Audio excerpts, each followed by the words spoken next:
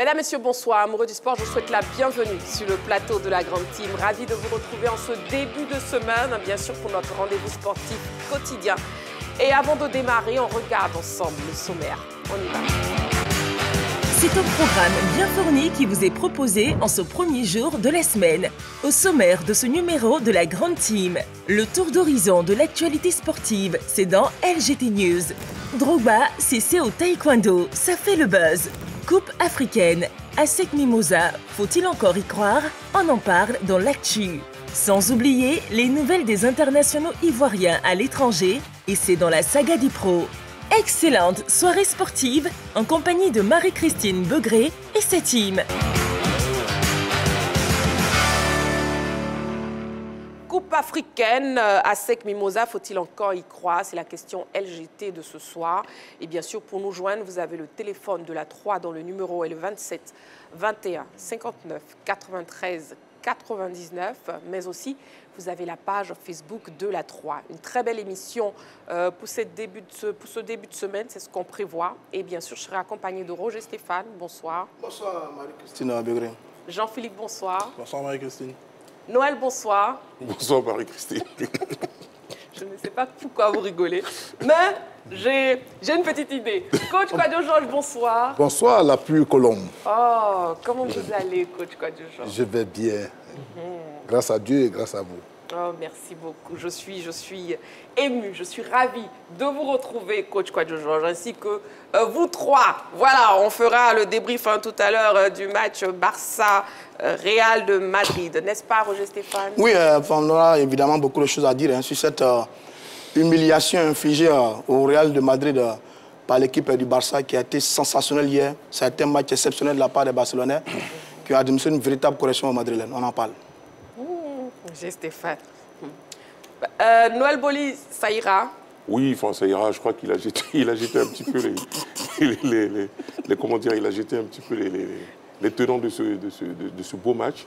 Franchement, c'est vrai qu'on est supporters ou on ne l'est pas, oui. Mais c'est le football qui sort vainqueur, quoi. Donc à partir de là, on ne peut que se réjouir. Voilà, tout simplement. Mais sachez en tout cas, très chers téléspectateurs, comme ici en Côte d'Ivoire, où il y a un côté les Barcelonais et les Madrilènes, sur ce plateau, il y a aussi les Barcelonais et les Madrilènes. Et vous saurez qui est Barcelonais sur ce plateau, même si vous avez déjà une petite idée. Allez, Coupe africaine, ASEC Mimosa, faut-il encore y croire? C'est la question LGT de ce soir. La première rubrique de cette émission, bien sûr, c'est LGT News, où on vous donne l'essentiel de l'actualité sportive. Et c'est maintenant, on y va. LGT News. Du taekwondo pour entamer les news de la semaine. Les taekwondoïnes séduits par le training camp de Cissé Cheikh Salah. Le CSIKO a abrité samedi dernier le deuxième training camp organisé par la fondation du très célèbre athlète taekwondoïne Cissé Cheikh Salah. Le public sportif ivoirien a effectué le déplacement en grand nombre pour suivre cette étape du district d'Abidjan après l'étape de Bouaké il y a quelques jours. Devant un parterre d'invités, dont le président de la FITKD, Jean-Marc Yassé, et la légende du football ivoirien, Didier Drogba, Cissé Cheikh Salah a participé à ce training camp à travers des démonstrations sous le regard admiratif des plus jeunes apprenants du taekwondo. Et nous disons félicitations une fois de plus au champion Cissé Cheikh d'avoir pensé à ce petit training camp qui permettra à ses jeunes frères et à ses petits frères de pouvoir entendre, comprendre, prendre le grain de la détermination, prendre le grain du champion, prendre le grain pour savoir, 2025 là, est-ce que nous devons faire et comment nous pouvons faire pour faire comme Cissé Cheikh. Et pour moi, il est aussi important de donner du rêve à mes jeunes frères. Donc voilà pourquoi ce camp, il était important que je partage cette expérience-là avec eux. La Côte d'Ivoire m'a tout donné.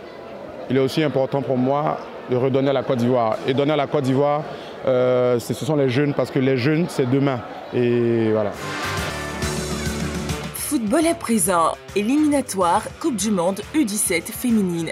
la Côte d'Ivoire et le Sénégal coupent la poire en deux. La manche allée entre les U17 ivoiriennes et leurs homologues sénégalaises en match comptant pour les éliminatoires de la Coupe du Monde s'est soldée par un nul, un partout. Ce sont pourtant les joueuses de la sélectionneuse Koudounian Adélaïde qui avaient ouvert le score en début de partie, précisément à la 5e minute de jeu, avant de se faire rattraper en toute fin de match, notamment à la 90e minute. Nous n'avions aucune information sur cette équipe et nous avons voulu nous mettre à l'abri en marquant tôt. Malheureusement, nous nous faisons rattraper à la dernière minute pour défaut de concentration. Maintenant que nous connaissons cette équipe, nous allons bien préparer notre déplacement. Nous avons les moyens pour marquer là-bas et se qualifier, a commenté Koudounian Adélaïde.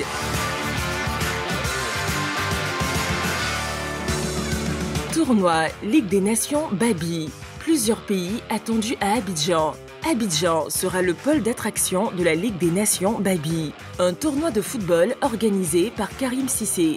À cet effet, le promoteur a animé une conférence de presse ce lundi au plateau pour donner un peu plus de détails sur cette compétition prévue du 18 janvier au 23 février prochain. Plusieurs équipes sont attendues sur les bords de la lagune ébriée. Le Sénégal, le Nigeria, le Niger, le Liban, la France, l'Espagne, le Burkina, le Maroc, la Chine et bien entendu la Côte d'Ivoire ont confirmé leur participation. Le premier magistrat de la commune de Mbengue, Ali Kader Diarasouba, a accepté d'être l'ambassadeur de ce tournoi auprès des autorités. Le message que j'ai à l'endroit du public sportif ivoirien, plus largement pour tous les Ivoiriens, c'est de venir massivement le 18 janvier au stade Ansoumana Konaté pour soutenir les deux équipes qui vont s'enfoncer en match d'ouverture, c'est-à-dire la Côte d'Ivoire face au Niger. Donc on attend massivement le public ivoirien et toute la population, et que cet événement puisse être un événement festif.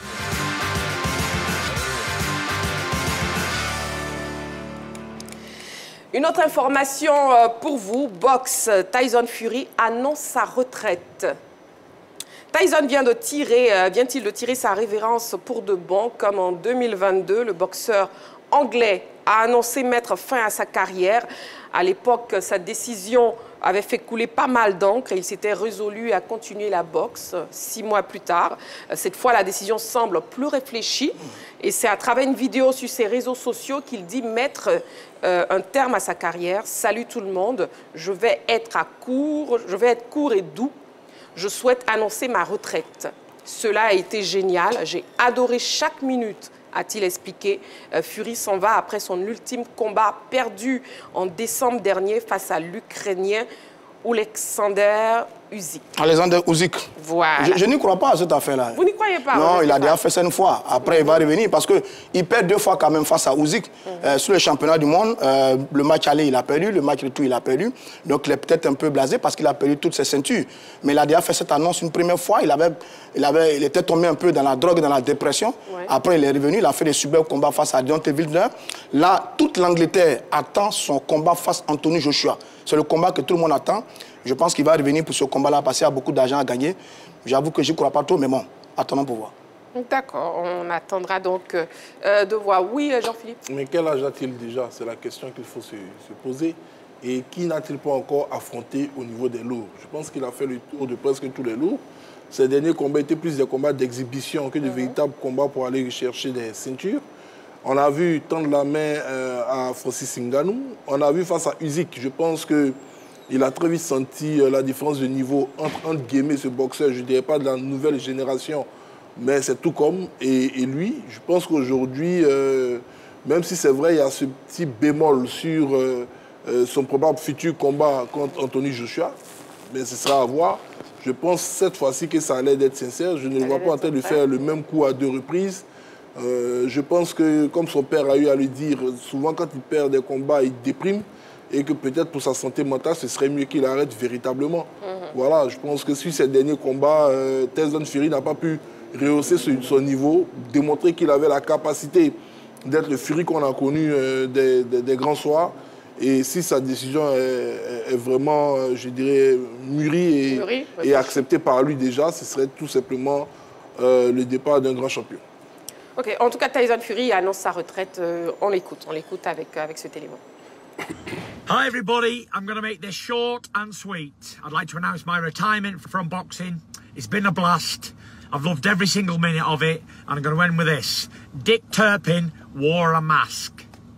God bless everybody. See you on the other side. Get up! Oui. Mais un élément à rectifier pour Jean-Philippe, il n'a pas fait que des combats de gala. Hein. Il a fait un combat de gala contre le Camerounais. Voilà. Mais il a fait 2 championnats du monde avec 4 ceintures en jeu face à Usyk, l'Ukrainien. Il a perdu 2 fois. Bon, il y a longtemps qu'il dominait un peu cette catégorie des lourds. Il a quasiment battu les plus grands, notamment l'Américain Deontay Wilder, dans une trilogie magnifique. Est-ce qu'il est un peu blasé? Parce qu'on attendait quand même qu'il réagisse un peu face à Usyk, qui nous a complètement déçus, nous les amoureux du noble là. Il n'a rien monté dans ce combat. Le jeune Ukrainien l'a battu. Bon, est-ce que c'est ça? Mais c'est un showman. C'est un showman, un homme de télé, de buzz, de communication. Je pense qu'il y a quelque chose qui cache, qu'il y a derrière cette annonce. Mais on observe les mois à venir, on verra bien ce que ça va donner.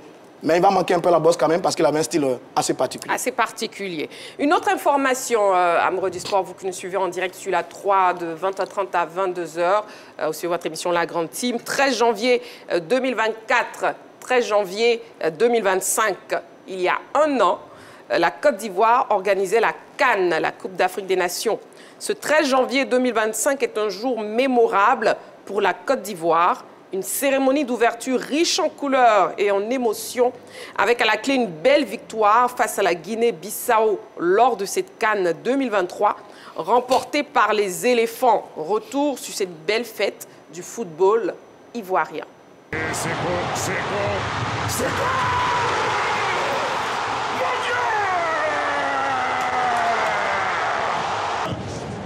Dieu! La seconde fois, Grasso!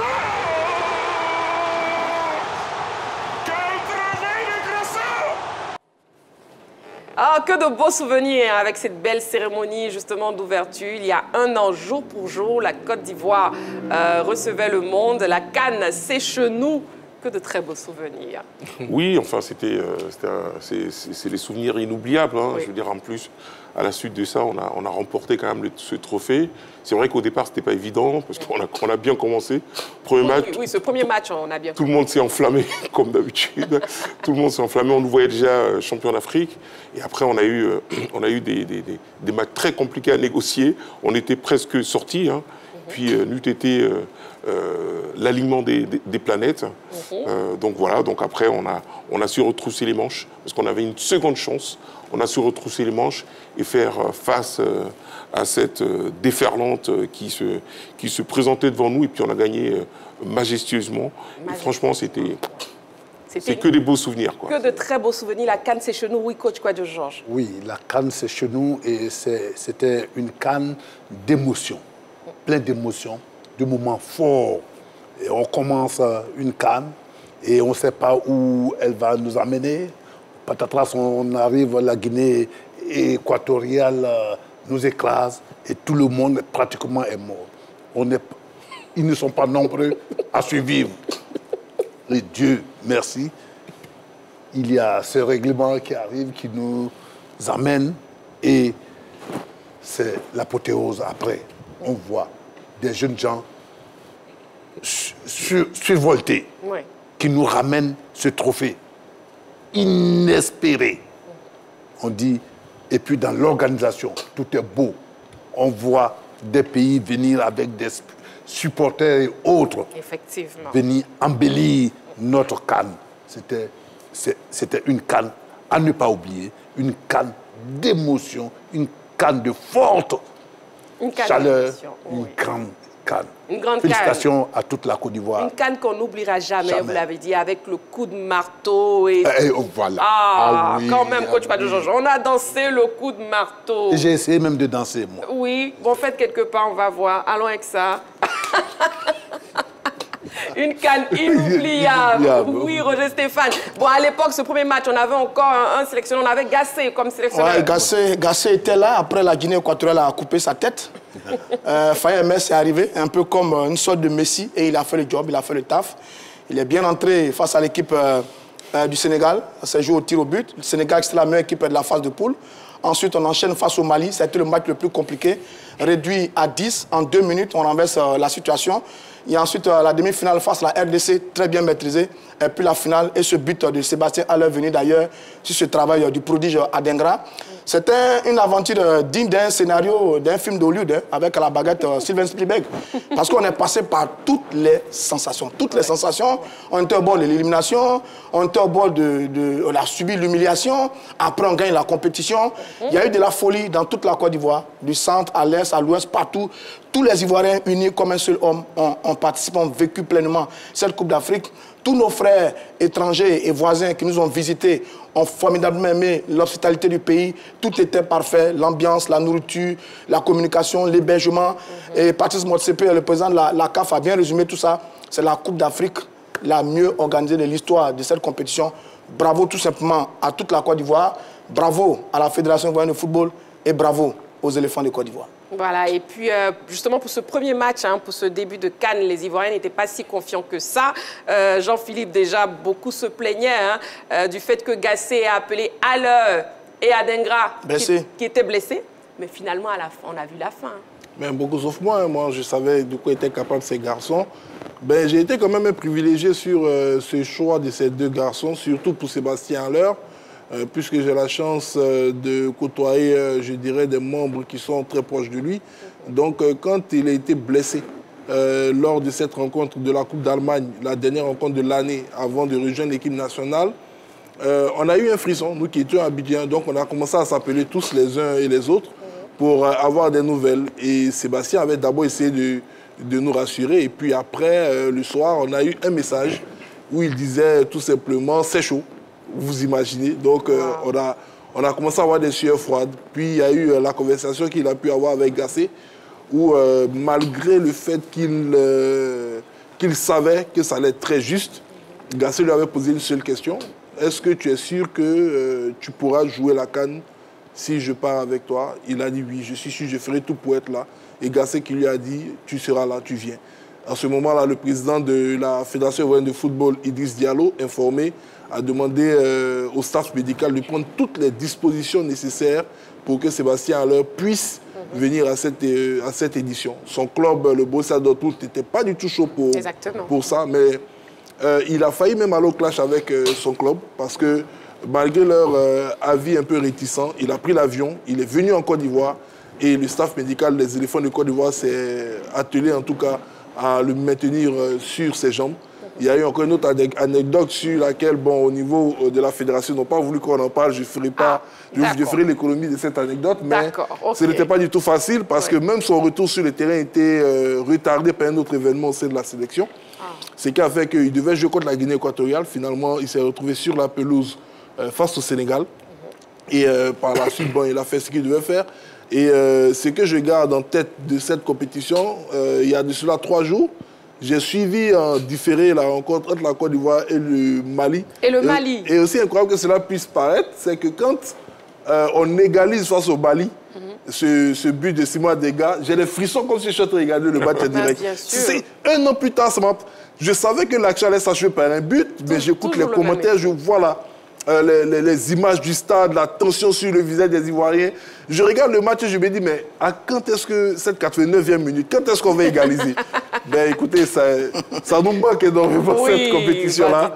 Ben, comme l'a dit le président Idriss Diallo lors de ses vœux, rendez-vous dans quelques mois au Maroc.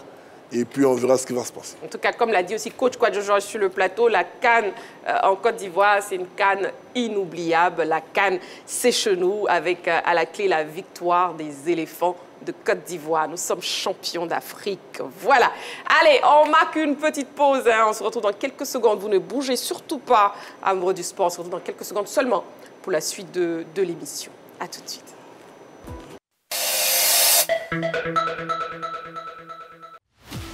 Fitness, endurance, musculation et équilibre.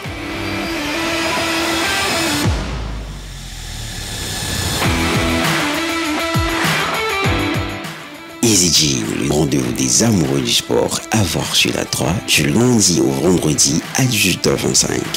La 3, nous offrons 3 fois plus.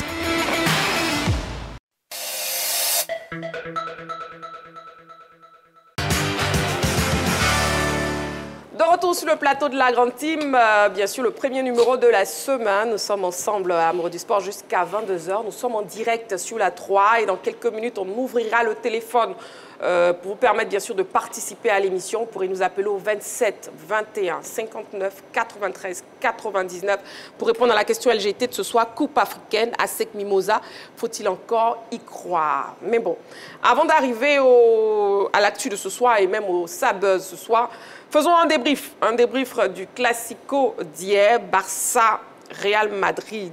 Roger Stéphane. Non, un seul mot, c'est humiliation. L'humiliation infligée par le Barça au Grand Real de Madrid. 5-2, finale de la Super Coupe d'Espagne à Jeddah, en Arabie Saoudite. Un Barça des grands jours qui a fait sensation véritablement. Et c'est le Real de Madrid qui ouvre le score sur une action à 2 entre Vinicius et Kylian Mbappé, 1-0. Et puis après, plus rien. Le collectif du Barça a pris le jeu en main, avec quelques individualités aussi.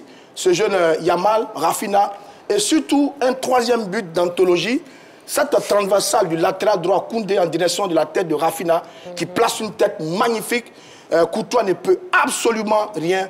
Véritable récital de l'équipe du Barça. On n'a pas du tout reconnu l'équipe du Real de Madrid, notamment ses individualités habituelles, que sont Rodri, bon, qui a mis un bon coup franc quand même, Jude, etc. etc. C'est peut-être Mbappé qui s'est un peu bien battu, mais ça n'a pas suffi. Devant, il y avait une équipe bien organisée, cette équipe du Barça au milieu de terrain avec Cassano, avec Pedri, avec Yamal, avec Rafinha, avec Lewandowski. Le Barça a donné une vraie correction au Real de Madrid. Ça fait 2 fois cette saison. Il y a eu le 4-0 en championnat du côté de Bernabeu et ce 5-2 du côté de l'Arabie Saoudite. Ça fait 9 buts plantés au Real de Madrid en 2 matchs.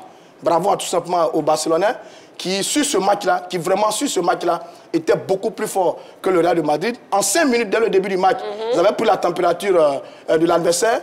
Malheureusement, ils ont manqué 2 ou 3 occasions. Derrière, il y a eu le but, mais ça ne les a pas découragés. Ils ont déroulé derrière.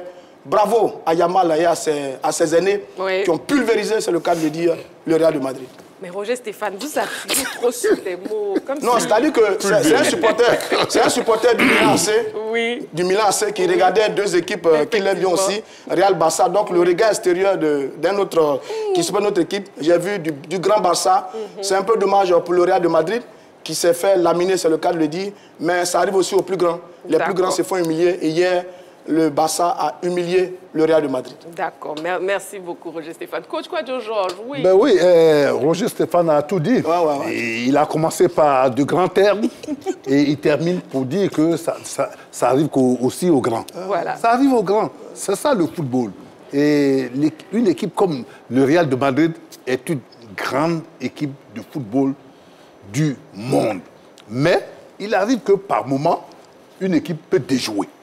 Cette équipe du Real a déjoué sur ce match et tout le monde a vu les insuffisances, tant sur le plan de l'alignement de la défense, tant sur le regroupement défensif, la compatibilité du bloc équipe qui a manqué à cette équipe de Real. Sinon, ce qui était sa force auparavant, c'est de se regrouper et d'attendre l'adversaire et de donner de grandes balles par devant à ces flèches qui sont Vinicius et 2 fois ou bien Mbappé pour aller attaquer comme sur ce premier but que Mbappé a mis. Malheureusement, ça n'a pas marché et ça arrive. Et ça, ce n'est pas la fin du monde, c'est ça la vie des grands clubs. Voilà, vous l'avez dit, ce n'est pas la fin du monde, n'est-ce pas, Noël? Oui, enfin, c'est pas la fin du monde. C'est vrai que j'écoute un petit peu, enfin, j'ai écouté avec attention ce qu'a dit Roger Stéphane. Oui. Bon, c'est du Roger Stéphane, hein, il a tendance à bien faire mouliner la sauce. Mais ce que je veux dire, c'est que le coach s'est trompé. Honnêtement, le coach, avec tout le respect que je le dois, c'est un entraîneur quand même de renom qui a gagné. Vous pensez qu'il y avait un problème de coaching avec Ancelotti? Non, mais il s'est trompé dans sa composition de départ, quoi. Il s'est trompé dans sa composition de départ. C'est vrai qu'on en a discuté un petit peu avec Jean-Phi en off. Il a fait des choix qui restent quand même des choix un petit peu douteux. Mais voilà, à côté de ça, à côté du fait que le coach se soit trompé, je pense que le Barça a quand même déployé un football de très haute volée. Franchement, c'était chirurgical, c'était précis. Il y avait vraiment aucune erreur, tout était vraiment millimétré. Donc c'est vrai que le coach s'est trompé, il aurait pu réduire, j'ai envie de dire, la suprématie de Barça, mais le Barça d'hier était trop fort. Vous voyez le but de Yamal, même un joueur comme comme Rudiger, qui est quand même très fort. Rudiger, on le connaît. Je veux dire, on connaît sa science du placement, mais il était aspiré comme un jeune joueur, quoi. Il était aspiré au milieu de terrain, du coup, ça laissait un décalage derrière, et Yamal, il a fait ce qu'il voulait, quoi. Et on s'est rendu compte que Tchouaméni, qui est un joueur extraordinaire par ailleurs, mais hier, on s'est rendu compte que c'est pas son poste. C'était pas son jour. Non, déjà, c'était pas son jour, en plus, c'est pas son poste. Parce qu'il a fait des erreurs de placement, des erreurs de lecture, on a compris que c'était pas son poste. Et en plus, il était dans un mauvais jour. Ouais. Le coach l'a quand même compris, à un moment donné, il a fait sortir. Mais c'était trop tard. En tout cas, bravo au Barça, parce que quel que soit ce que je disais en entrée, quelle que soit la position qu'on peut avoir en tant que supporter, c'est le football qui sort vainqueur, parce que franchement, ça fait plaisir de regarder une telle belle équipe. Une telle belle bravo, équipe. Bravo à elle, en tout cas. Bravo au Barça. Oui, Jean-Philippe. Mais moi, j'étais à féliciter particulièrement Hansi Flick, parce que cet entraîneur-là a su faire évoluer encore plus le jeu du Barça. Voyez-vous, le Barça, avec cet entraîneur et déjà avec son prédécesseur Xavi, avait commencé à travestir son ADN. Le tiki-taka du Barça, c'est un jeu fait disons, de petites passes, un bloc équipe regroupée qui remonte ensemble, et puis bon, on essaie d'assiéger l'équipe dans les 16 derniers mètres, on essaie d'accélérer le jeu pour prendre un défaut, même les défenses, c'est plus regroupé. Et à un moment, ce style de jeu ne passait plus parce que les défenses avaient commencé à trouver le système pour le contrer. Le Barça a eu quelques difficultés. Quand Xavi est arrivé, lui-même un enfant de la Masia qui a pratiqué le tiki-taka toute sa vie, avait dit au board qu'il fallait que ce tiki-taka évolue. Il avait débuté, je dirais, cette migration. Mais Hansi Flick est venu tout simplement pas faire cette migration. À preuve, les 4 buts que le Barça inscrit hier, le premier but est fait sur une attaque placée. Je dirais, pure finition du tiki-taka. Le second but intervient sur un jeu long, une longue transversale, ce que le Barça ne faisait pas auparavant. Ouais. Le troisième but arrive sur un coup de pied arrêté, un penalty, très bien cherché. Le quatrième but sur une contre-attaque. Donc cela démontre, je dirais, la richesse aujourd'hui du jeu produit par le FC Barcelone. Mais face à ce que Hansi Flick a mis en place, je suis désolé, et Boli l'a dit, Ancelotti est un entraîneur qui fait partie de ces entraîneurs qui ont toujours donné comme conseil à leurs jeunes frères qu'ils devaient mourir avec leurs convictions. Il a dit lui-même, ses convictions l'ont emmené à refuser un garçon comme Roberto Baggio à l'époque parce qu'il ne voulait pas changer son 4-4-2 classique. Et il le dit également du côté du Real Madrid, il n'est pas venu au Real pour faire progresser les jeunes, mais pour gagner des matchs. Donc il ira avec les joueurs auxquels il a confiance. Sauf que sur cette rencontre d'hier, il y a clairement des garçons qui sont en train de montrer des signes qu'ils n'ont petit à petit plus le niveau de ce Real Madrid. Maintenant, ils auront jusqu'à la fin de la saison pour montrer à ceux qui ont regardé cette rencontre ou qui suivent le Real depuis l'entame de la saison qu'ils se trompent. Mais il y a beaucoup de scepticisme après ce qui s'est passé hier. L'année dernière, le FC Barça s'était incliné sur la marque de 4 buts à 1 sur ce même stade face au Real Madrid. Cette année, c'est le Barça qui s'impose 5-3. Je dirais que les Catalans... 5-2. 5-2. Je dirais que les Catalans ont pris tout simplement une belle revanche. Ont pris une belle revanche sur le Real Madrid. Félicitations à eux. Voilà, c'est tout. Voilà, voilà. Mais bon, j'ai pris un peu de dynamisme dans la voix. Il sait pourquoi il pleure. Voilà. Donc, Barça, Real Madrid. Mais je peux réagir un peu? Non, vous ne réagissez plus. Mais je suis seul contre Non, c'est fini. Voilà, le Barça a gagné. Barça a terminé à 10. Hein. Voilà. À 11, ça aurait été catastrophique encore. Non, mais c'est vrai que quand ils sont rentrés sur la pelouse, l'arbitre a regardé, il a dit pour équilibrer, monsieur, sauf que... Non, mais c'est vrai que c'est incroyable de dire ça. Là-dessus, Roger Stéphane a raison. Franchement, j'avais peur. S'il restait à 11, je ne suis pas sûr que le match... Bon, messieurs... les scores seraient restés à 5. Poursuivons avec le conducteur de chaque attaque... Noël, vous allez prendre les cartons jaunes. Non, mais... Non, j'espère franchement qu'ils vont retenir la leçon et qu'ils vont nous proposer autre chose. Autre chose, voilà. On a bien compris pas digne de cette équipe. Vos différents avis, messieurs. Voilà, voilà. Donc, c'était hier, c'était le Classico. Et aujourd'hui, bon, d'autres sont très calmes sur ce plateau. D'autres, par contre, sont moqueurs. Mais bon, on va tenir jusqu'à 22h. Allez, on part au Sabuzz de ce soir. On y va.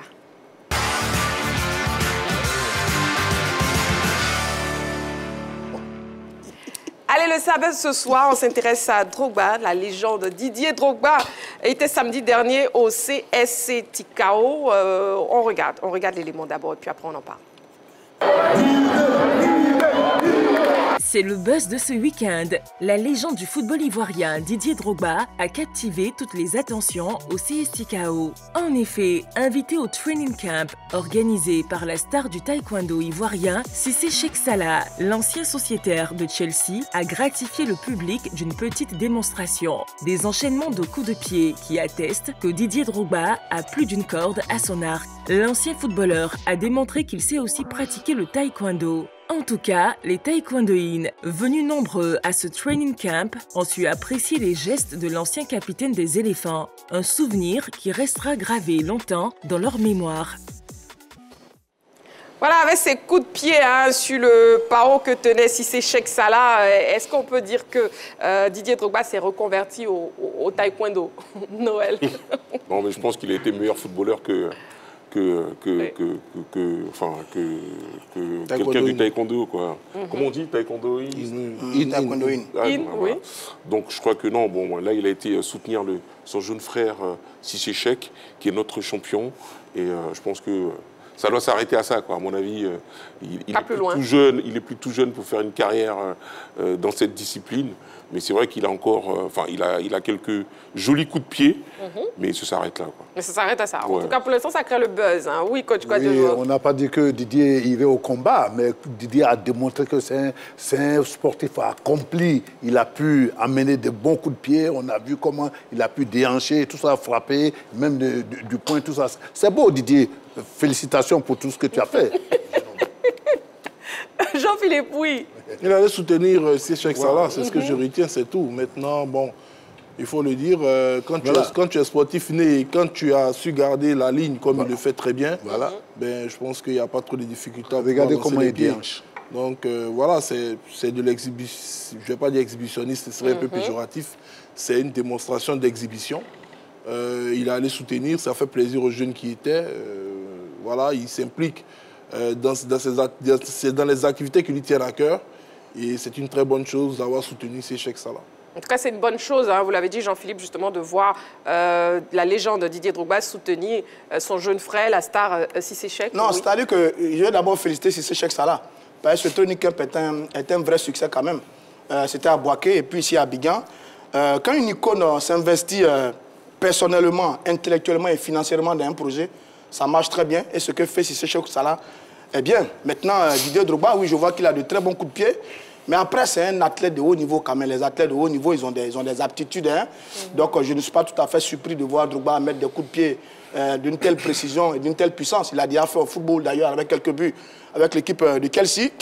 Je suis content qu'il aille soutenir Cissé Cheikh Salah, rencontre de deux icônes. Je remarque que Didier soutient beaucoup les autres. Il allait soutenir Jonathan Morrison à une certaine époque. Mais je serais bien heureux de voir que lui aussi il organise quelque chose et que les autres viennent le soutenir quand même. Parce que bon, depuis on le regarde, on dit qu'il investit dans le bateau, là il est au taekwondo, il est au tchin-tchin. J'ai vraiment envie de voir Didier créer quelque chose au football et puis les autres icônes vont venir le soutenir aussi. Mais sinon, c'est bien ce qu'il fait, bravo à lui. Il est très sympathique, il met de l'ambiance, tout le monde est content, c'est bien. Mais moi, j'attends Didier Drogba sur autre chose. D'accord, vous l'attendez. En tout cas, il était très heureux à la fin de ce training camp, justement organisé par Cissé Cheikh Salah. Et il s'est exprimé au micro de nos reporters. On l'écoute.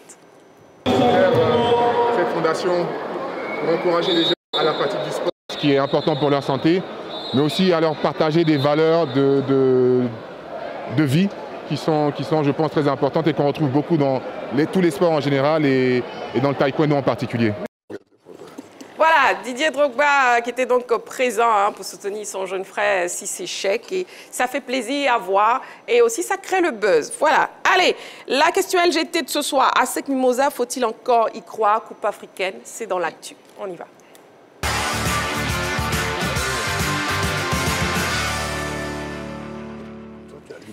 Et on ouvre le téléphone, le 27 21 59 93 99, 27 21 59 93 99. Coach Kouadio, je voulais prendre un carton jaune. Rouge même.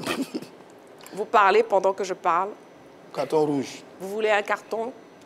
Aucun carton. D'accord. Donc vous vous excusez.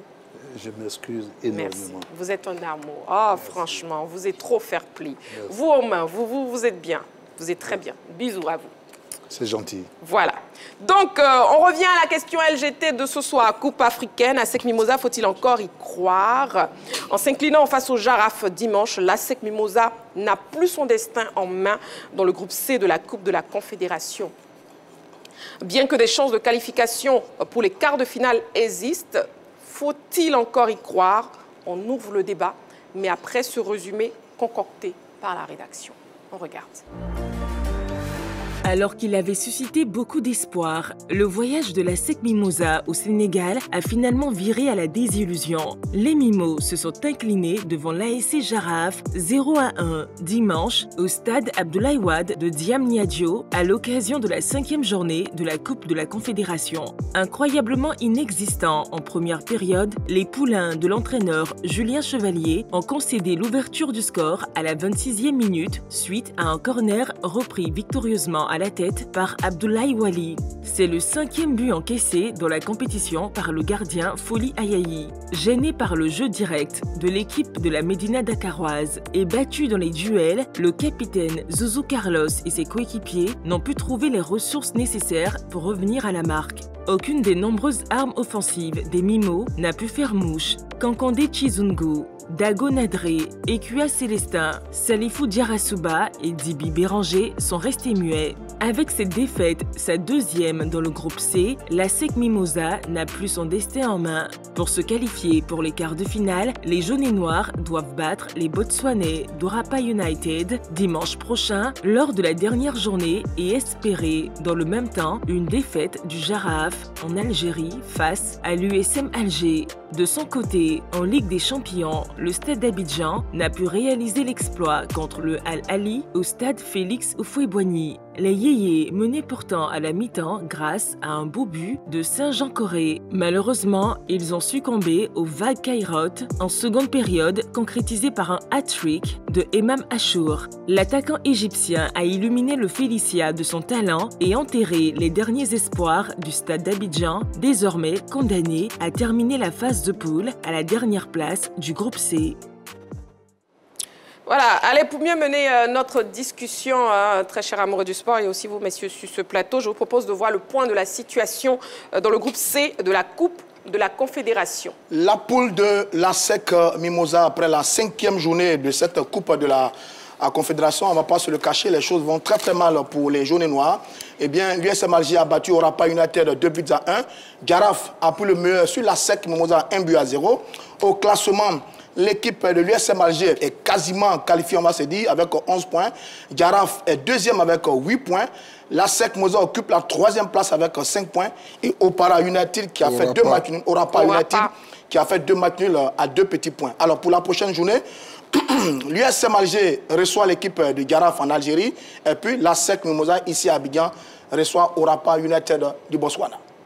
Coupe africaine, ASEC Mimosa, faut-il encore y croire? N'oubliez pas le 27 21 59 93 99 pour nous joindre, pour répondre à la question, ou bien la page Facebook de la 3. Sur le plateau, messieurs, à vos panonceaux, s'il vous plaît. Un oui ou un non, et bien sûr, après, vous pourrez argumenter. Pour l'ASEC, hein, simplement. Pour l'ASEC simplement, pas pour le stade d'Abidjan. Pour la SEC.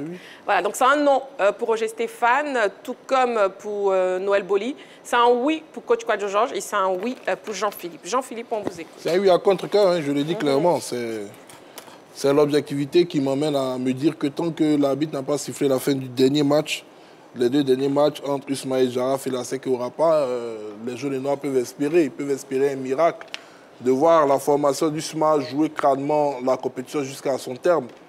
Parce qu'il y a une évidence quand même, Usma chez elle à domicile, c'est une équipe qui est redoutable et elle peut tout simplement accrocher cette formation du Jaraaf. On sait qu'un match nul éliminerait directement la SEC Mimosa.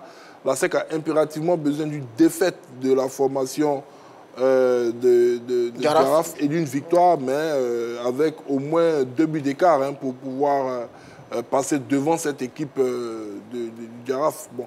Ça dépend également, les calculs sont un peu complexes, ça dépend également de l'ampleur du score contre Ismaël Jaraaf. Maintenant, est-ce que la SEC mérite de passer au second tour au vu de ce que le club jaune et noir a démontré tout au long de cette compétition? Moi, je dirais non. Je dirais non, parce qu'on a eu à le dire ici la semaine dernière. J'ai dit que cette équipe de la SEC Mimosa n'était même pas à sa place à la seconde place. Je disais que cette équipe devait être en train de lutter à la première place avec la formation de l'USMA et je pense qu'elle m'a donné malheureusement raison parce qu'une équipe qui vient de sortir des quarts de finale de la Champions League ne peut pas se retrouver dans une telle disposition derrière USMA, derrière le Giraffe, incapable de réagir, incapable de trouver la faille à l'extérieur. La SEC a eu 3 déplacements, aucun but marqué en Ouganda, aucun but marqué au Botswana, aucun but marqué au Sénégal, aucun but marqué en Algérie. C'est ça. C'est incroyable, c'est sidérant. Où est-ce que la SEC veut aller avec, je dirais, un tel allant offensif à l'extérieur, si elle sort de cette phase de poule? En plus, chez elle, elle ne fait même pas preuve, je dirais, le terme même m'échappe, elle ne fait pas preuve de souveraineté. Merci Roger Stéphane. Elle n'a pas pu battre la formation de USMA à domicile. Elle est petit bras face à, je dirais, au Giraffe de Dakar à domicile. On verra ce qu'elle va donner face au Rapa. Mais franchement, pour moi, je le dis, c'est parce que mathématiquement, ils ne sont pas éliminés que j'ai mis un 8. Sinon, dans l'esprit, je pense que pour moi, la SEC n'a pas de chance de se qualifier. D'accord. Coupe africaine, la SEC Mimosa, faut-il encore y croire? N'hésitez pas, le 27, 21, 59, 93, 99. C'est un non pour Noël Boli. Oui, enfin un non, parce que pour moi, l'équipe a laissé, enfin les Mimos ont laissé passer quand même leur chance lors du match contre le Giraffe de Dakar. C'était ce match-là qu'il ne fallait surtout pas perdre, quoi. Et malheureusement, ils ont perdu ce match. C'est-à-dire qu'au mieux, ils auraient pu négocier au moins un nul, parce que c'était les deux équipes avaient le même point.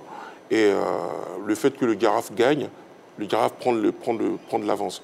Donc pour moi, à partir du moment où elle perd contre un concurrent direct, elle se met terriblement en difficulté. Maintenant, comme a dit Jean-Philippe, effectivement, dans le football, tant que le résultat n'est pas entériné, on peut toujours espérer.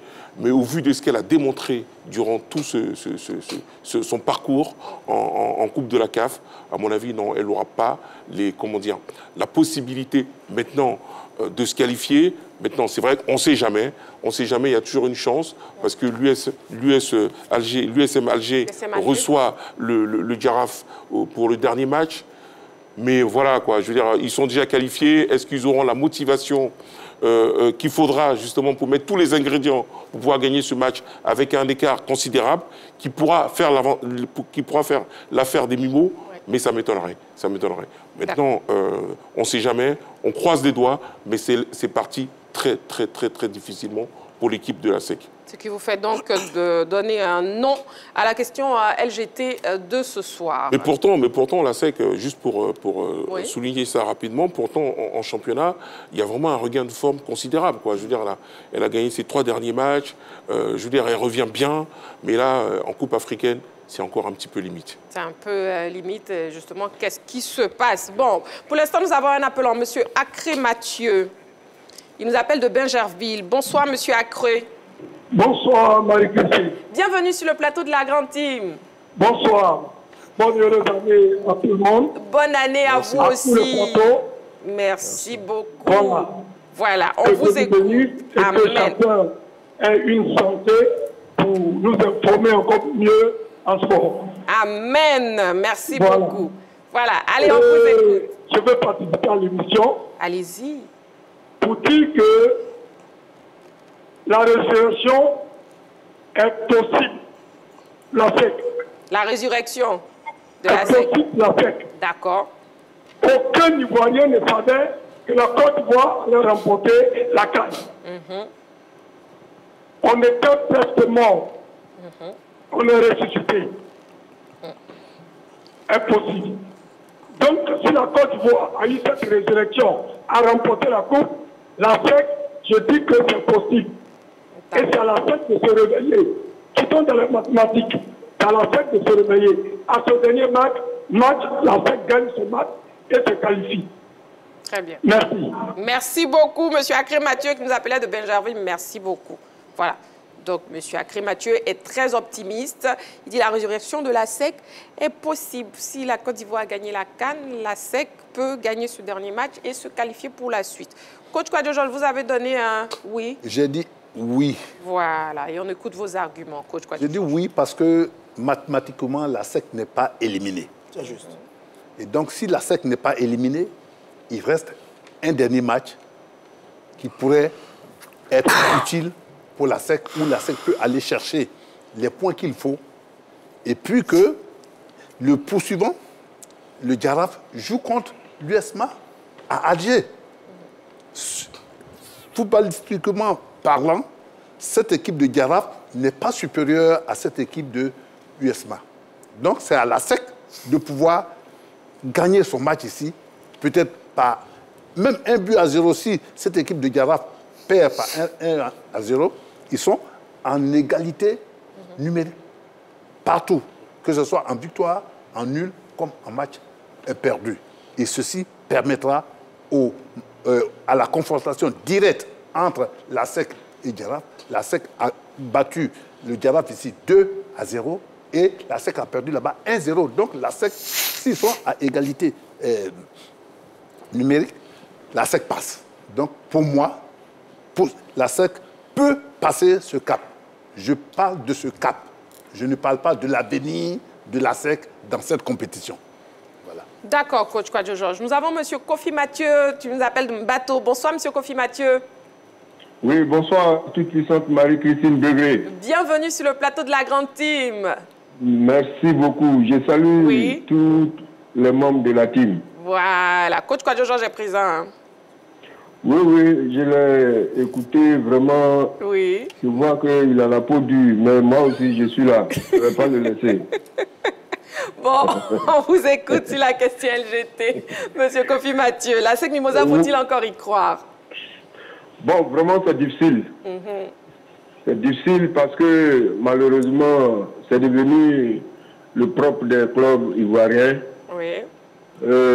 On n'a plus d'attaquants. Nos clubs ne font plus peur. Vraiment, c'est difficile. On ne peut pas gagner même le Jaraaf. Bon, je ne sais pas comment ça va se faire. Mais comme si dans la vie, il ne faut pas désespérer, il faut croire jusqu'au bout.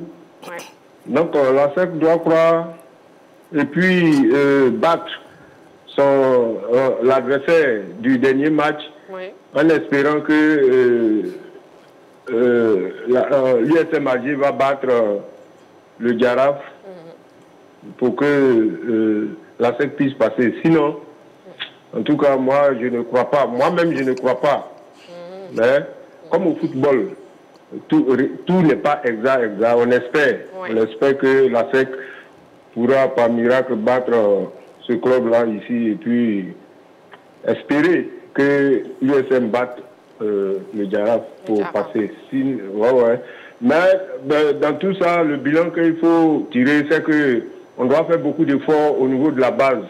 Sinon, à cette allure-là, s'il faut vendre des joueurs et puis ne pas pouvoir les remplacer parce qu'on a un vivier important sur lequel on compte, en tout cas, ça sera difficile. Hein.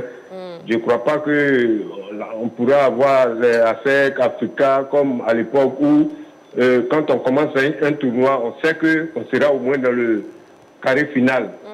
Ça, si on va prendre, on ne sait pas, mais le dernier carré, là, on sait qu'un club ivoirien sera dedans. Mais aujourd'hui, c'est plus possible. Mais c'est un peu compliqué. Bon, ça, c'est un autre débat. C'est un autre débat aussi. Voilà. Merci beaucoup, M. Kofi Mathieu. Merci bien. Et puis, Doyen Kwadjo, vraiment, faites attention aux mots, hein, parce que vous avez des mots élogieux, là. Il faut faire très attention. Je vous suis. Merci beaucoup, M. Kofi Mathieu. Je vous embrasse. Merci, bonne émission. Merci. On peut menacer quelqu'un comme ça en plein plateau. Noël, vous vous rendez compte? Allez, Coupe africaine, ASEC Mimosa, faut-il encore y croire? Roger Stéphane. Il y a mis non parce que c'est le nom qui est une évidence. Comme on dit dans le jargon, l'ASEC n'a plus son destin en main. On a gâché même vraiment la belle carte qu'on avait dans ce match face à l'équipe du Jaraaf. Parce que maintenant, on a une obligation de résultat 2-0 et espérer que Jaraaf perde sur le match face à l'USM Alger. On n'a plus les cartes en main, on ne décide pas. Dès cet instant, c'est très très compliqué. Parce que ce que l'aîné Kwadjo doit savoir, c'est que l'USM Alger n'est pas obligé de gagner. Hein. L'USM Alger a 11 points, les Algériens sont déjà qualifiés. Ils peuvent jouer une équipe B pour reposer leurs troupes, parce que les matchs sont accélérés. Ils peuvent perdre, ils peuvent faire un match, ils sont qualifiés. Donc, ils n'ont pas de pression. À partir de cet instant, c'est dangereux. En plus, l'USM Alger peut avoir l'intelligence d'éliminer un adversaire comme la SEC maintenant, pour ne pas avoir le rencontrer plus tard, on ne sait jamais. Donc, on n'a pas les cartes en main. Ça, c'est le premier élément. Le deuxième élément, mais j'ai été très déçu des joueurs de la SEC sur ce match. C'est pas vrai.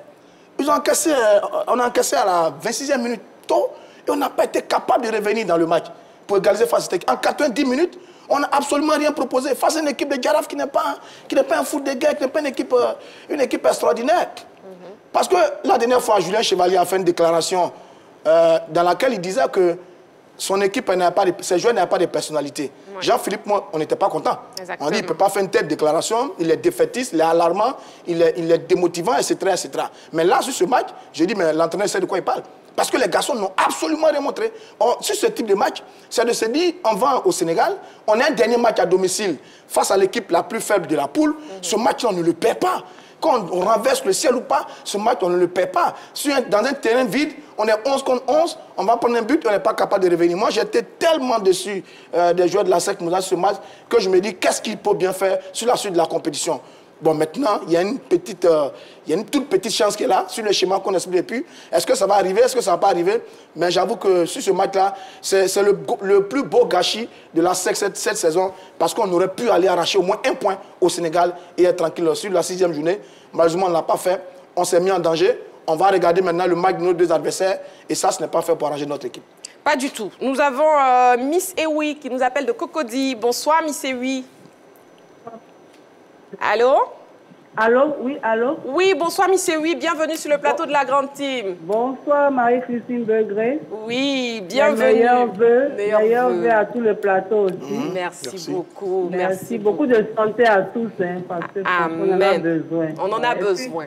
Joyeux anniversaire de la CAN 2020.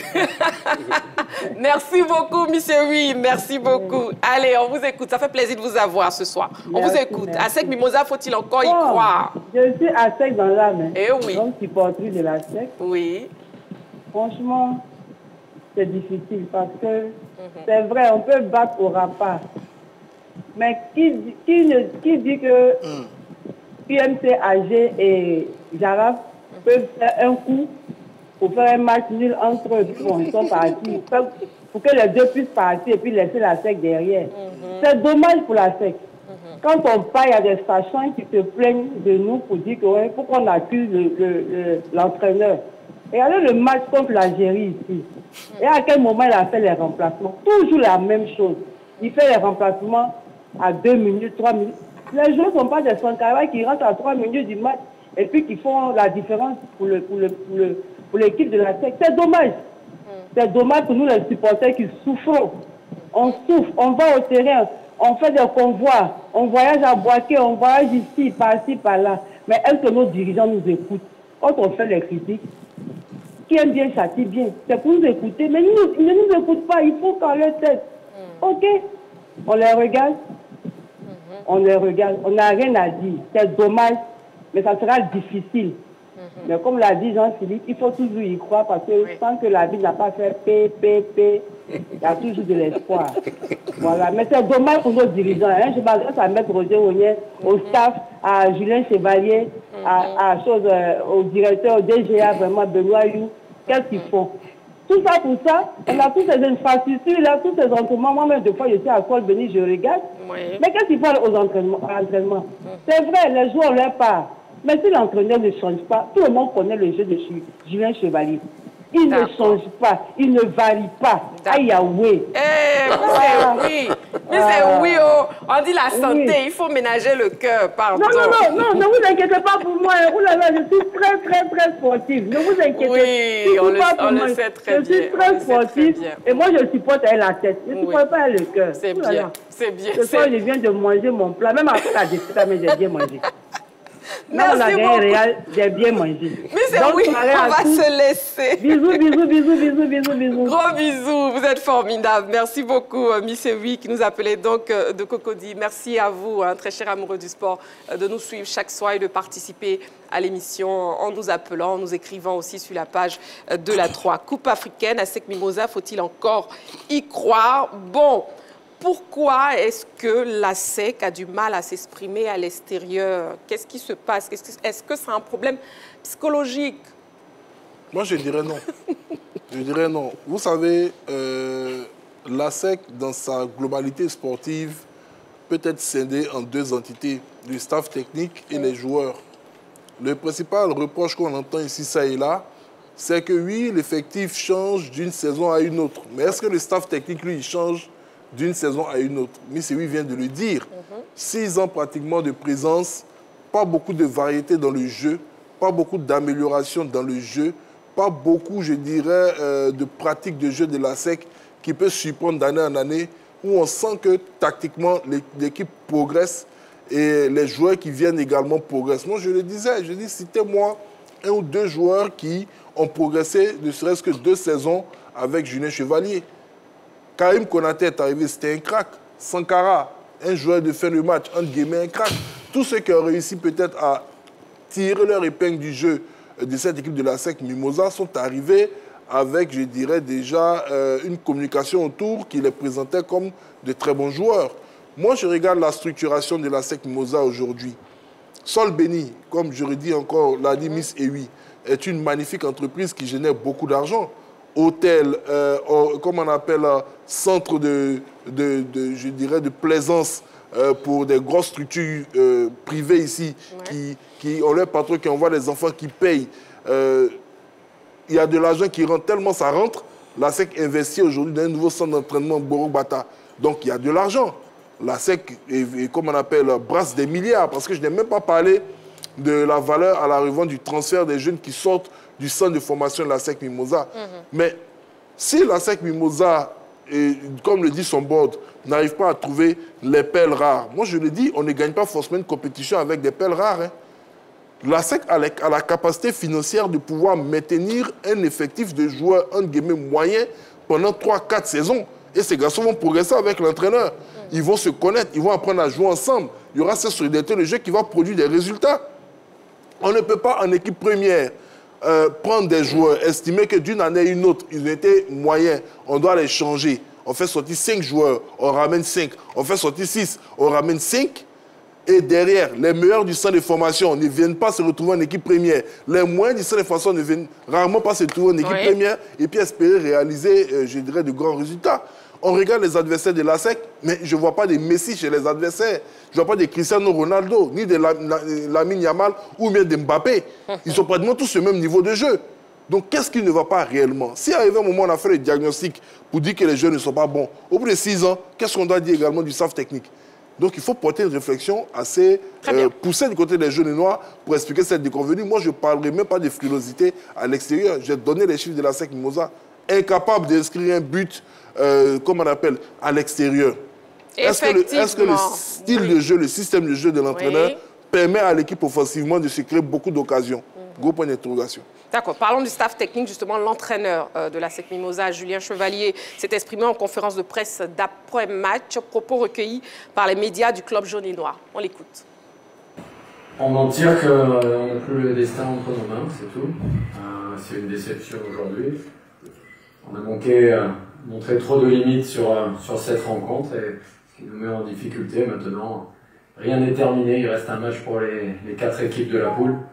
Et il faudra faire le meilleur résultat possible sur le dernier match et suivre après le résultat des autres. Parce qu'on a manqué de qualité, on a manqué de qualité sur beaucoup de paramètres du match d'aujourd'hui. Dans l'engagement, dans le répondant athlétique, dans la qualité technique, la capacité à remettre un petit peu le ballon au sol. C'était un match très ouvert, très engagé, un jeu très direct de l'adversaire. On n'a pas su répondre à ça et on n'a pas su poser des problèmes à l'adversaire sur la première partie du match, ce qui les a mis dans de bonnes situations. Ils ont su profiter d'un coup de pied arrêté où on a aussi mal jugé une trajectoire. C'est des petits manques de maturité, de personnalité qui nous coûtent cher dans cette phase de poule pour le moment. On n'a pas su faire les résultats qu'il fallait à l'extérieur. Donc, mais on a montré nos limites aujourd'hui.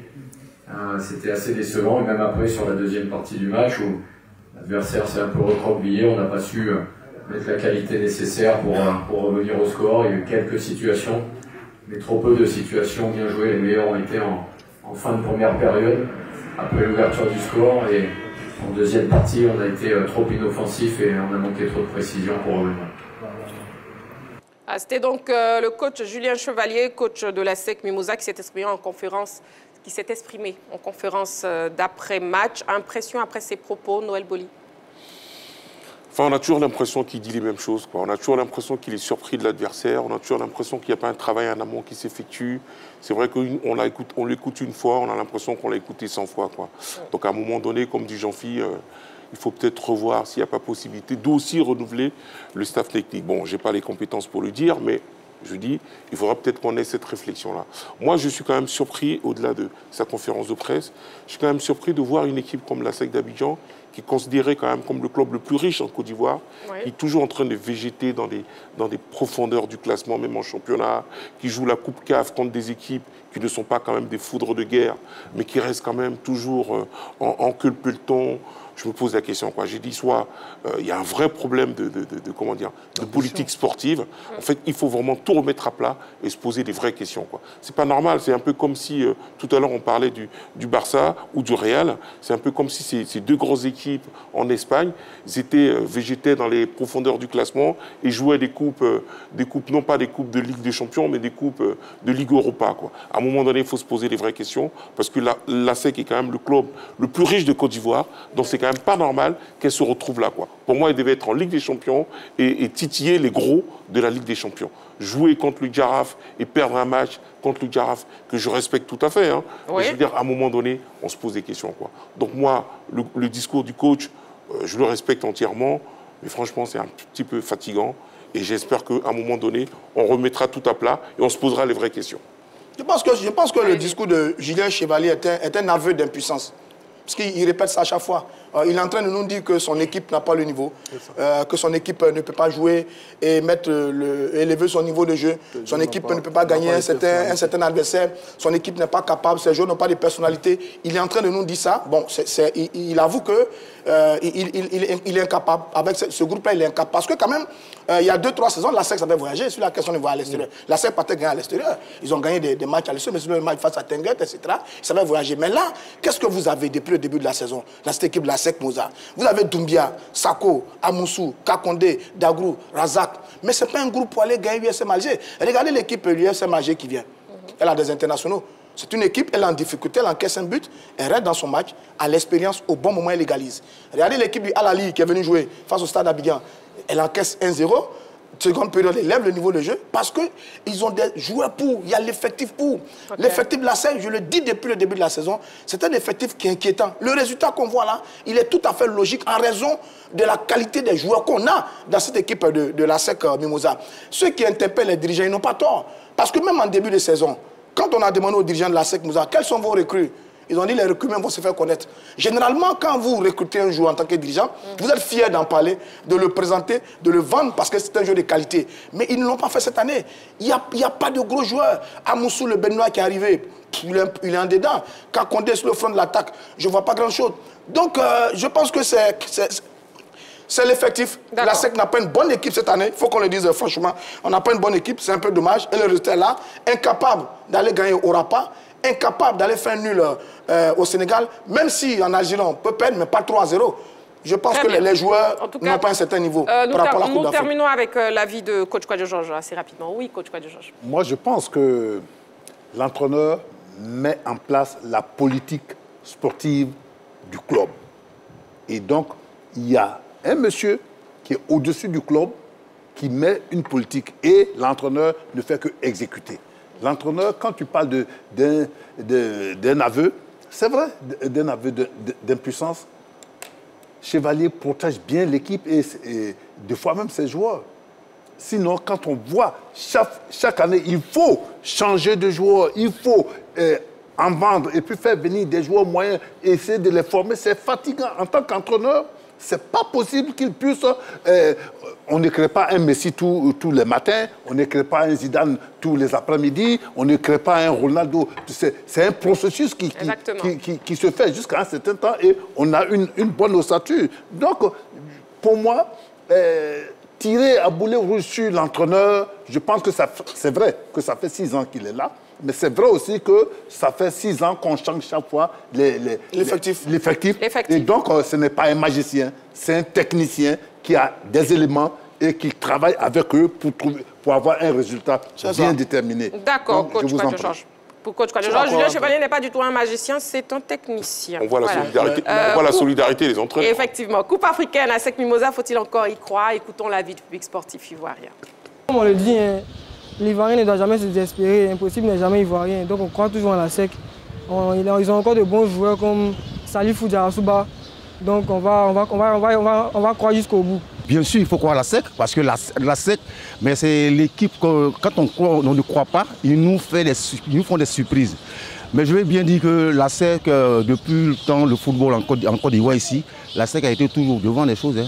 Donc je pense que donnons-nous la main, tirons la main, croyons à la SEC et il va gagner son match. Le sport, il est quand même imprévisible. Hein. Voilà, nous sommes dans le sport. Le sport, chaque match a ses réalités. On peut y croire à la SEC. Si la SEC y met de la force, de la performance, et puis bon, voilà, de tout ce qui pense pouvoir l'amener à la qualification. Il faut y croire, parce que 1-0 à l'extérieur, bon, c'est pas peine de gagner. Hein. Voilà, on suppose que peut-être au match retour, la SEC peut faire encore plus et peut prouver encore par un jeu un peu plus spectaculaire que ce qu'ils ont prévu là-bas. Voilà l'avis donc du public sportif ivoirien sur la question LGT de ce soir. Coupe africaine à Sec Mimosa, faut-il encore y croire? Voilà. Et puis en Ligue des Champions, on a le stade d'Abidjan qui s'est logiquement incliné face au Al Ahly. Bon, est-ce que les Yéyés avaient les armes pour mieux faire? Noël Boli. Bah, disons qu'ils ont très mal débuté, quoi. Je veux dire, nous, on a vu quelques matchs avec coach Quadio Georges. Non, je pense que le niveau est un petit peu élevé pour eux. Je pense que le niveau est un petit peu élevé pour cette belle équipe. Pourtant, elle avait bien commencé. Hein. Je veux dire, il y a eu un très beau but de Corée Saint-Jean. Pour une fois qu'il a été déterminant au début de match. Puis après, bah, ça n'a pas suivi, quoi. C'est dommage. Mais j'espère que cette équipe aura quand même appris, parce que n'oublions pas qu'elle a quand même eu 50 ans, enfin plus de 50 ans d'absence dans cette compétition-là. Donc elle revenait, j'espère qu'elle a pris. C'est vrai qu'on attendait tout de suite qu'elle soit performante, mais je pense que bon, à un moment donné, le niveau était un peu très élevé pour elle. Je pense qu'elle a quand même appris et j'espère que dans ses prochaines échéances, elle va mettre à profit ce qu'elle a appris. Mais bon, le niveau était un peu très élevé pour elle. Le niveau était très élevé pour les Yéyés. Oui, Jean-Philippe. Puisqu'on a l'heure du bilan pratiquement pour cette équipe de Nassar Al Ahly, je pense que le président Sidibé doit très bien échanger avec son responsable de sa cellule de recrutement. Parce que la défense qu'on a vue là du stade d'Abidjan dans cette compétition-là, elle n'est pas à niveau. Ça, je le dis clairement, on ne va pas porter le gant. Ils sont allés chercher des joueurs qui sont plus que des rococos, c'est-à-dire plus que des anciens, des joueurs même qui sont des dinosaures, qui ne peuvent même pas suivre la cadence et qui sont fait archi-dominer sur chaque duel aérien. Regardez les buts à chaque fois. Qu'est-ce qu'Al Ahly cherchait? C'est Mansour, le latéral droit, à chaque fois sur son côté, comme on appelle, c'est là-bas qu'on cherche l'attaquant qui va placer sa tête. Donc, du côté de cette formation du stade d'Abidjan, je pense que la défense a complètement abandonné le reste de l'équipe. Voilà, regardez l'enchaînement des buts de cette équipe de Al Ahly. On ne peut pas rester autant apathique dans une équipe. Moi, je pense que la cellule de recrutement a fait un très bon travail devant. Parce que quand ils sont allés en Égypte, ils ont inscrit des buts.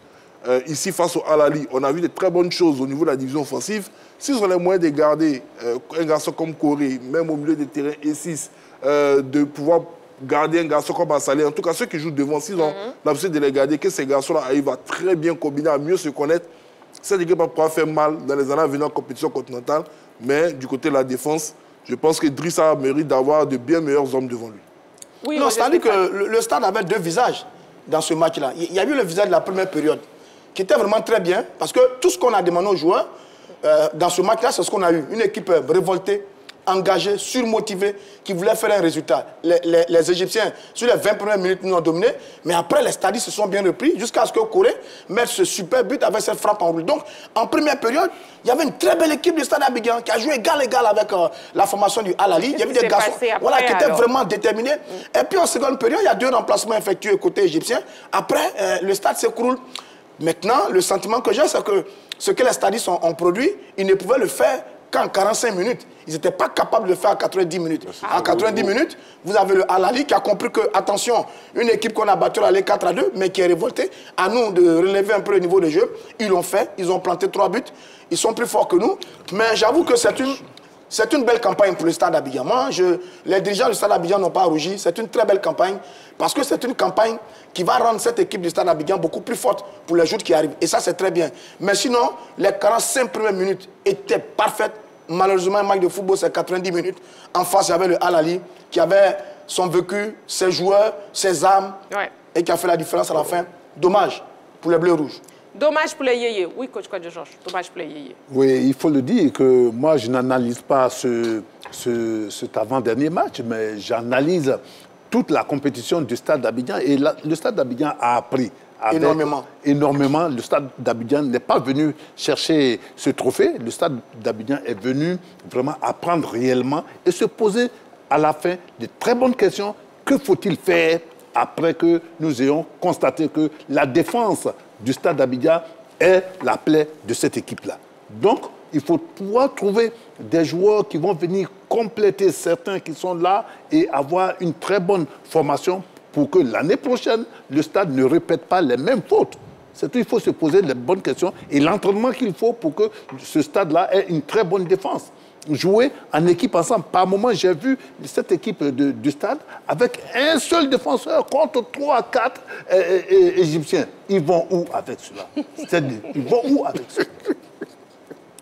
Donc, il faut se poser les vraies questions et demander au staff technique de travailler vraiment son collectif, de pouvoir lire un peu le jeu et de ne pas s'exposer comme on l'a vu, soit au Caire, on l'a vu, et ici aussi, on l'a vu. Donc, le Stade n'a pas le niveau de cette compétition en tant que tel. Mais c'est pas le Stade d'Abidjan.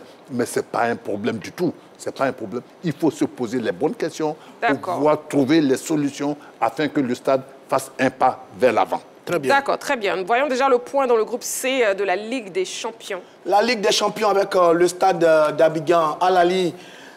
Orlando Pirates a battu l'équipe de Belouizdad 2-1. Le Stade d'Abidjan s'est incliné 3-1 face au Al-Ahly.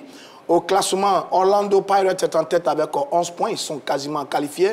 Le Al-Ahly également, deuxième avec 10 points, est qualifié. CS Belouizdad est troisième avec 6 points.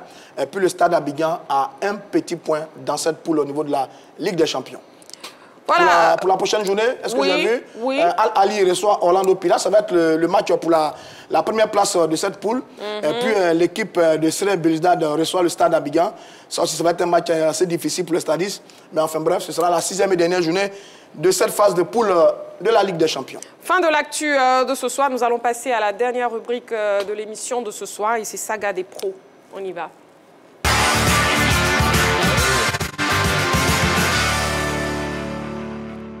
Comment se sont comportés nos internationaux ce week-end? Cette vidéo de la rédaction nous donne plus de détails. On regarde. Les internationaux ivoiriens étaient d'attaque le week-end 4-2. Les nouvelles sont bonnes pour Sébastien Haller, de retour en Hollande. En effet, à peine arrivé à Utrecht lors de ce mercato hivernal, l'attaquant ivoirien a disputé ses premières minutes sous ses nouvelles couleurs. Et même s'il n'a pas trouvé le chemin des filets face à Feyenoord, battu 2-1, Haller peut se féliciter d'avoir terminé homme du match. Il est d'ailleurs au départ de l'action qui emmène le deuxième but de Utrecht. Très remuant au cours de ce match, Haller a eu de très belles statistiques. De son côté, Emmanuel Agbadou, transféré en Angleterre pour la bagatelle de 13 milliards de francs CFA, a effectué sa première apparition avec Wolverhampton samedi dernier. C'était en FA Cup, aligné d'entrée face à Bristol City, défait 2-1, l'international défenseur des éléphants a fait bonne impression. Agbadou a été costaud dans les duels et s'est montré précieux dans la relance. Une belle prestation qui augure des lendemains meilleurs pour l'ancien sociétaire de Reims qui pourrait être titularisé ce mercredi en Première Ligue devant Newcastle. Ahmed Diallo et Manchester United se sont également imposés en FA Cup en écartant Arsenal au tir au but 5-3 dans réglementaire 1-1. L'Ivoirien, entré à la 80e minute de jeu, a été précieux pour son équipe et a même réussi son tir lors de cette séquence. Voilà des nouvelles de nos internationaux. Noël Boli, Evan Guessant. Evan Guessant, bizarrement, en sélection ivoirienne, c'est un petit peu délicat. Mais avec l'OGC Nice, ça se passe vraiment très bien. Quoi. Très bien, oui. Les buts. Mais en tout cas, c'est très intéressant. Franchement, je le suis. Je trouve qu'il fait ses matchs. Il est même titulaire dans cette belle équipe de l'OGC Nice. Vraiment, c'est un garçon à suivre. Un garçon à suivre. Est-ce qu'il incarne l'avenir de la sélection ivoirienne, même s'il n'a pas encore marqué? Oui, moi je pense que c'est un élément qu'on doit vraiment mettre en évidence. Pour moi, c'est le remplaçant. Franchement, ça m'engage que moi. C'est le remplaçant attitré des Haller. Mais il faut vraiment le mettre dans les conditions. Je pense que si on le met dans les conditions, si on le libère un petit peu de ses tâches défensives, ça peut donner quelque chose de très bien parce qu'il a des aptitudes, il a une intelligence de jeu que beaucoup d'attaquants n'ont pas. De tous les attaquants qu'on a, je pense que c'est le plus régulier, le plus constant. Parce qu'on a dans son championnat. Voilà, on a eu Bayo Vakoun il n'y a pas longtemps, on a parlé beaucoup, bon, j'entends plus Bayo Vakoun. Crasso, Paris FC ne va pas très bien en ce moment. Donc lui à Nice, à chaque match, il met un but. Sur chaque match, il met un but et il est titulaire. Il a 9 buts, 4 passes décisives. C'est très bien. Donc lui, il est vraiment constant, régulier.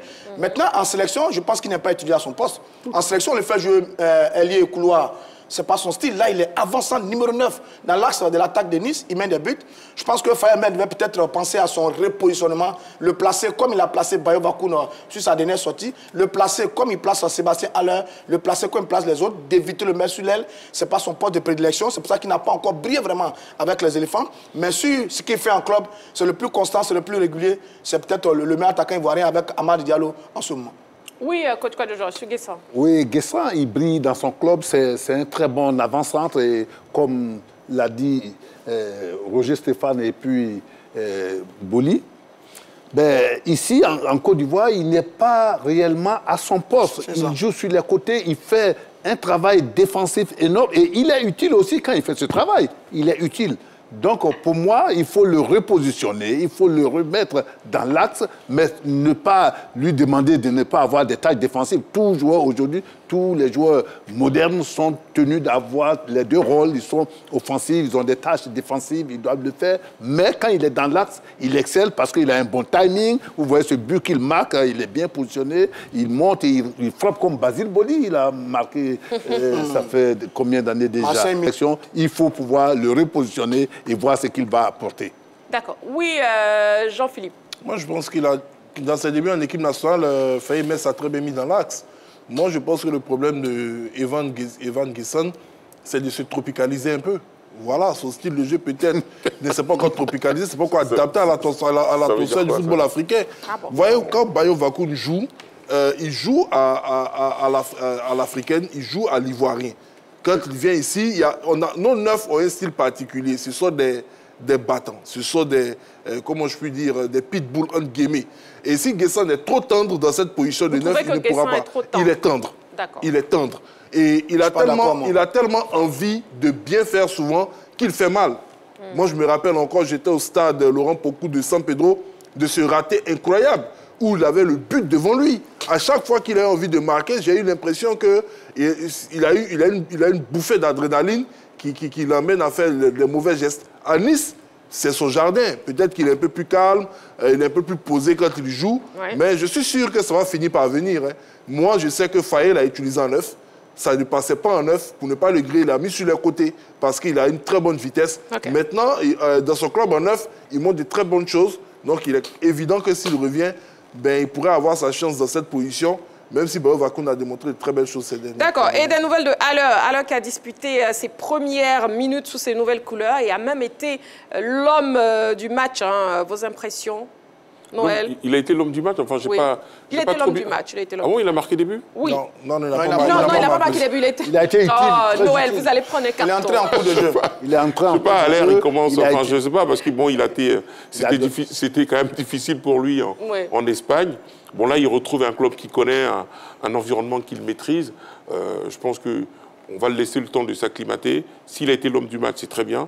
À mon avis, il a dû faire preuve de combativité, comme on voit ici. Mais franchement, je suis content pour lui parce qu'il revient de très loin. Voilà. Et d'ailleurs, oui, Noël. Et j'espère que ça va vraiment le booster pour les prochaines échéances. D'accord. Et d'ailleurs, Noël, pour bien clarifier dans votre esprit, déjà, je vous laisse voir les statistiques lors de ce match que vous n'avez pas suivi. Voilà. Les statistiques de Haller. De Sébastien Haller. Oui. Sur ce match avec Utrecht, c'est quoi? 11 sur 15 passes réussies, une occasion créée, 10 ballons joués, un duel gagné voilà, sur le terrain, touché, oui. 6 sur 7 duels aériens gagnés, 3 dégagements de la tête et 2 récupérations. Voilà donc les chiffres de Sébastien Haller. Mais l'avantage pour lui dans cette équipe, c'est qu'il est dans une équipe qui a le ballon, qui a le jeu. Ça l'arrange parce que quand il est dans une équipe qui défend, il est en difficulté. Utrecht a le jeu, a le ballon. À partir de cet instant, quand il y a un collectif autour de lui, il est plus à l'aise, ce qui n'était pas le cas à Leganés. Leganés était une modeste équipe du bas de tableau qui était dans un rôle défensif. Là, Utrecht sont 3e du championnat. Ils viennent de battre Feyenoord 2-1. Quand il est dans une telle équipe, je pense qu'il est plus à l'aise. D'accord. Et puis en Angleterre, on a Emmanuel Agbadou transféré il y a quelques jours qui a contribué à la victoire de son équipe, justement en tant que titulaire. Il a été l'homme du match aussi, non? Non, il n'a pas été l'homme du match, mais il a beaucoup apporté. Quand il arrive, allez-y, coach. Il vient d'arriver dans ce club où il s'est déjà adapté, on peut le dire. Non, dire qu'il s'est adapté, je ne peux pas aller plus vite que mon ombre. Il est arrivé, il a réussi, on attend de voir sur 5-6 matchs ce qui va arriver. Mais même toute la saison, c'est pas mauvais. Mais il apporte déjà, il a montré qu'il est utile à cette équipe et c'est important. Et c'est important. Et puis Amad Diallo, oui, Amad Diallo et son équipe qui ont écarté Arsenal au tir au but. Ben, je pense qu'il a fêté de fort belle manière la prolongation de son contrat. Il allait être en fin de contrat, je dirais, en juin prochain. Et Manchester United n'a pas voulu que cette échéance arrive parce qu'à partir du 30, oui, disons depuis le 31 janvier, il pouvait s'engager avec un autre club. Généralement, les signatures que l'on voit à l'image, c'est juste pour la presse. Sinon, c'est déjà négocié en coulisses, souvent déjà signé. Et Amad Diallo a prolongé, mais pour 5 ans. C'est un nouveau bail qui s'offre, je dirais, à la merveille de Manchester United, qui, à travers ce très long bail, lui démontre toute la confiance qu'elle a en lui. C'est vrai qu'il n'a pas eu toujours la confiance des entraîneurs précédents, mais avec Amorim, ce garçon-là est en train de prendre une autre dimension et son équipe vient de battre l'équipe d'Arsenal en Cup. Et voilà, félicitations à Amad qui poursuit sa belle ascension. On lui souhaite que le meilleur. Félicitations à nos internationaux. La grande team de ce soir, de ce lundi soir, c'est terminé. Noël Boli, vous n'avez pas été l'homme du match. Carton jaune pour vous. Voilà. Allez, merci beaucoup, messieurs. Et merci beaucoup, coach Kwadjo-Georges. Oui, merci, la géniale. Le carton, il est mérité. Il est mérité, le carton de Noël. Oui, voilà. Grandement mérité. Merci beaucoup. Bravo, l'arbitre. Merci. Merci beaucoup. Merci à vous, amoureux du sport. On se retrouve demain en direct, 20h30. D'ici là, prenez soin de vous. Et n'oubliez pas, faites toujours du sport.